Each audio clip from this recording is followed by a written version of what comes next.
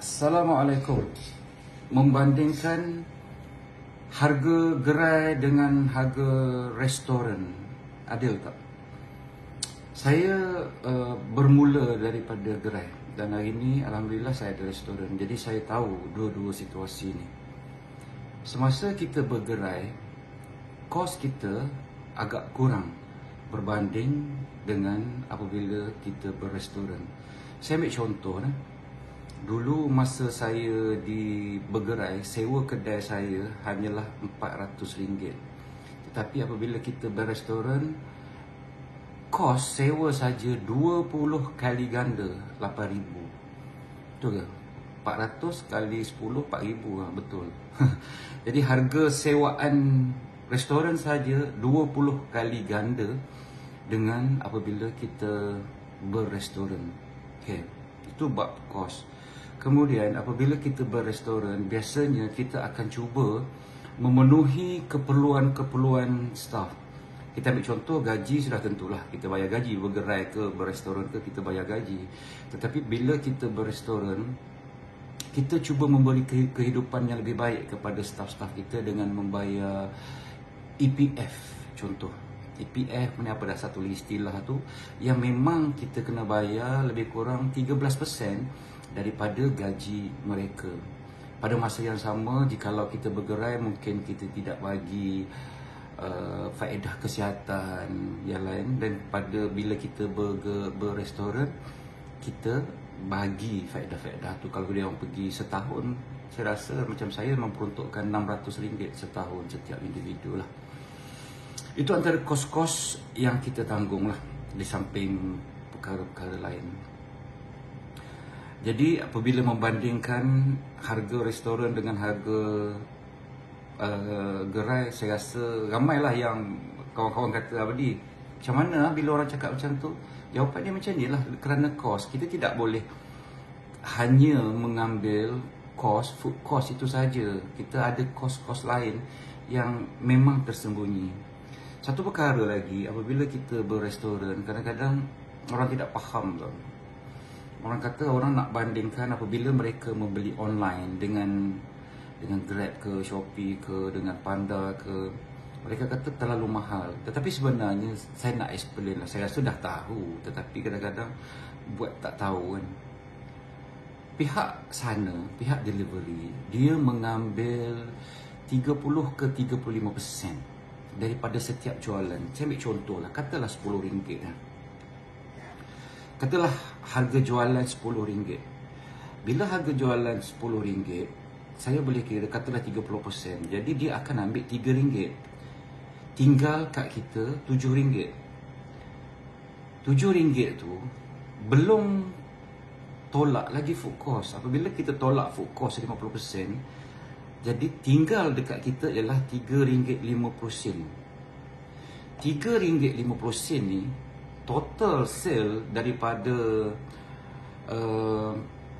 mereka tu, mereka akan deduct lagi SST 6%. Jadi dalam RM3.50 ni dia akan tolak lagi 6%, 6% SST. Kemudian dalam RM3.50 ni lah kita nak bayar gaji, kita nak bayar sewa dan segala-galanya. Dia mencabar tuan-tuan. Dia sangat mencabar dalam kita nak bertahan dalam bisnes restoran. Tetapi saya nak cadangkan sedikit lah.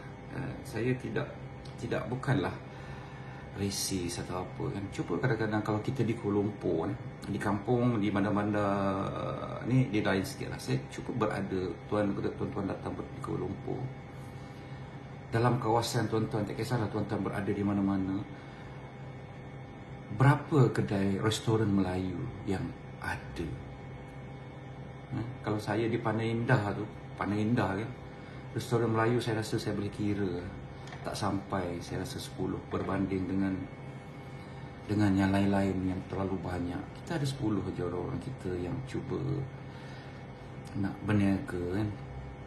Jadi supportlah mereka, tak kisahlah siapa pun mereka jual apa pun, supportlah supaya mereka ni boleh bertahan.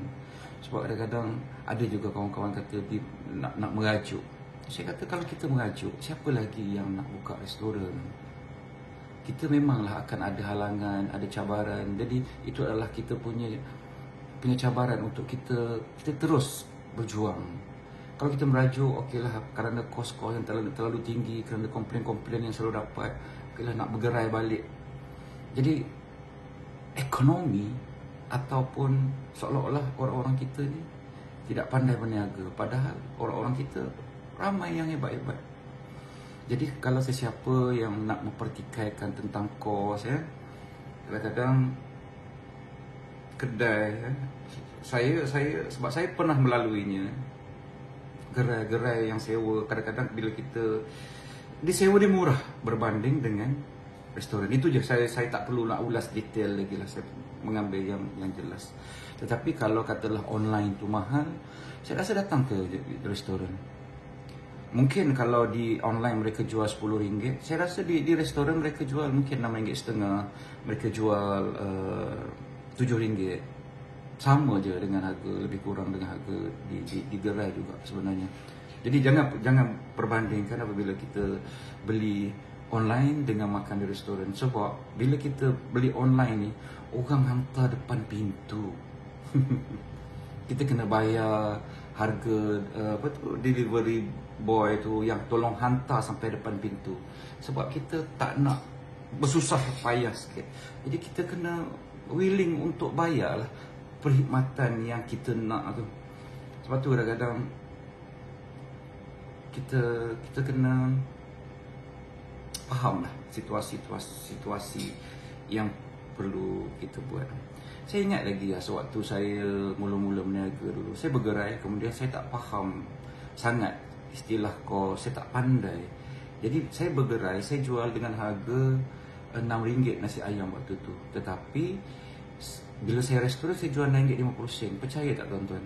Dengan 50% yang saya ambil lebih sikit daripada gerai, saya tak mampu nak survive. Tuan-tuan, saya adalah satu contoh yang pernah berniaga jual nasi ayam.